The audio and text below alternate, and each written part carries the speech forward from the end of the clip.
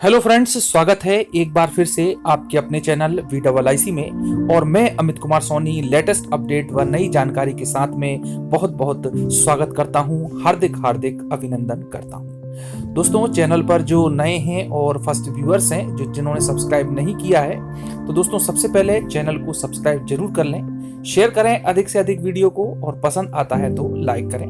Bell icon पर press करना बिल्कुल ना भूलें। दोस्तों, आज भी हम चर्चा करने वाले हैं सुप्रीम कोर्ट में चल रहे एक बहुत ही महत्वपूर्ण फैसले की। और दोस्तों, ये फैसला संबंधित है आरक्षण के मामले का, जो कि 50% की सीमा को निर्धारित करने वाला होगा। और दोस्तों, इसमें जो 5 सदस्यीय खंडपीठ थी न्यायाधीशों की, उन्होंने राज्यों से अपनी राय मांगी थी कि क्या राज्यों को अधिकार दिया जाना चाहिए कि वह 50% से अधिक की सीमा में आरक्षण दे सकते हैं या नहीं, चाहे वो नौकरी से संबंधित हो, चाहे वो अन्य किसी प्रकार के परीक्षा से, और भी किसी अन्य मैटर से। तो दोस्तों, इसके संबंध में जैसा कि मैंने आप लोगों को पहले भी बताया था कि केरल और तमिलनाडु ने मना कर दिया था, असमर्थता जाहिर की थी कि अभी हमारे यहाँ चुनाव हैं और हम जो है इसमें अपनी राय नहीं दे पाएंगे और सुनवाई को पोस्टपोन कर दिया जाए। लेकिन कोर्ट ने इससे इनकार कर दिया। और दोस्तों, तब से लेकर के 15 मार्च से लेकर के अभी तक ये केस कंटिन्यू चल रहा है। कोर्ट रूम की बात तो हम डेली करते हैं दोस्तों, दलील पर दलील, और विपक्ष के वकील और पक्ष के वकीलों का आपस में एक दूसरे के ऊपर आरोप और प्रत्यारोप। क्या निष्कर्ष निकालेगा ये तो वक्त ही बताएगा। लेकिन कोर्ट रूम के बाहर भी मुख्यमंत्री, जो कि पूर्व मुख्यमंत्री रहे हैं अशोक चौहान, उन्होंने काफी कुछ आरोप और प्रत्यारोप लगाए हैं इस कार्यवाही पर। तो दोस्तों, आज हम उसी के बारे में बात करेंगे, और साथ ही साथ आखिर संविधान संशोधन 102 क्या होता है, उस पर उसका निष्कर्ष क्या निकल के आ सकता है, इसके बारे में भी हम चर्चा करेंगे। तो आइए दोस्तों, अधिक बात न करते हुए बढ़ते हैं अपनी चर्चा पर, इस वीडियो पर। दोस्तों, आज इस केस पर पूरे भारत की निगाहें हैं, और पूर्व मुख्यमंत्री, वरिष्ठ नेता जो कि कांग्रेस के हैं, अशोक चौहान ने ऐसा आखिर क्यों कहा कि सुनवाई के दौरान अटॉर्नी जनरल की भूमिका काफी निराशाजनक रही है। देखिए दोस्तों, कहानी शुरू होती है कि जब कोर्ट ने नोटिस भेजकर ये जवाब देने की कहा कि आरक्षण की सीमा को 50% से ज़्यादा बढ़ाया जा सकता है या नहीं, और ये उन राज्यों से राय मांगी गई। खासकर उन राज्यों से जवाब मांगा गया है जहां आरक्षण 50% से ज़्यादा दिया गया है। इस मुद्दे पर केंद्र सरकार के रवैये को लेकर महाराष्ट्र के कांग्रेस के नेताओं ने काफ़ी सवाल उठाए हैं। दोस्तों, पूर्व में मुख्यमंत्री रह चुके महाराष्ट्र के वरिष्ठ कांग्रेस नेता अशोक चौहान, जैसा कि मैंने आप लोगों को पहले बताया, के मुताबिक सुनवाई के दौरान अटॉर्नी जनरल की भूमिका निराशाजनक रही।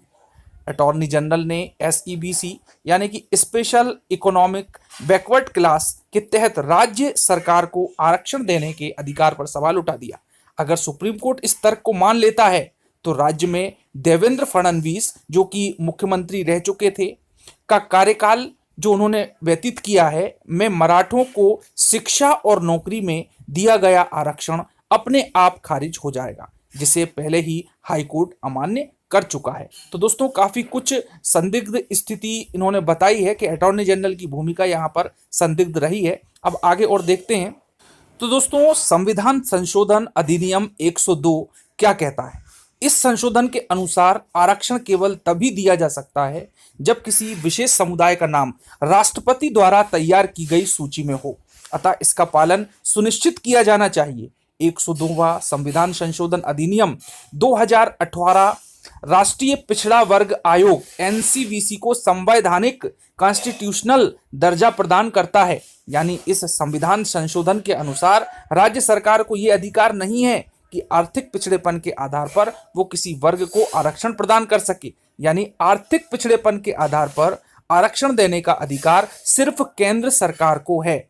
ऐसे में राज्य सरकार मराठों को आरक्षण यानी कि स्पेशल इकोनॉमिक बैकवर्ड क्लास के तहत तो नहीं दे सकती, तो क्या मराठों को पिछड़ा वर्ग के तहत आरक्षण दिया जाए? लेकिन ऐसा किया गया तो राज्य का पिछड़ा समाज इसके विरोध में आंदोलन और प्रदर्शन के लिए खड़ा हो जाएगा। फिर मराठों को आरक्षण दिया जाए तो कैसे दिया जाए, ये काफ़ी सवाल वाला मुद्दा है। तो दोस्तों, यहाँ पर गौरतलब है कि मराठा आरक्षण का सवाल सभी राज्यों से जुड़ा है। दोस्तों, सिर्फ मराठा आरक्षण तक ही सीमित नहीं है।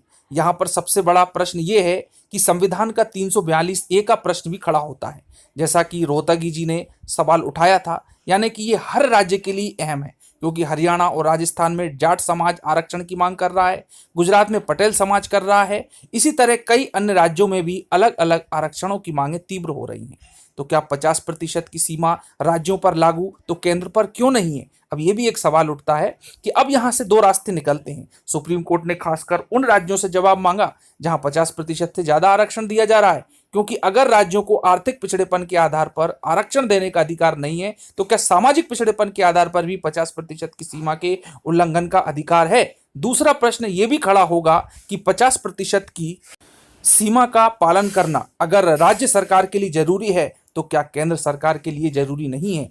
ऐसे में जब संविधान 50% से ज्यादा आरक्षण की इजाजत नहीं देता, तो केंद्र सरकार भी किस अधिकार से आर्थिक आधार पर आरक्षण देना जारी रख सकती है? अब देखना है कि सुप्रीम कोर्ट इस पर क्या रुख अपनाता है। और दोस्तों, इतने सारे मुद्दे और इतने सारे ट्विस्ट पर ट्विस्ट चले आ रहे हैं।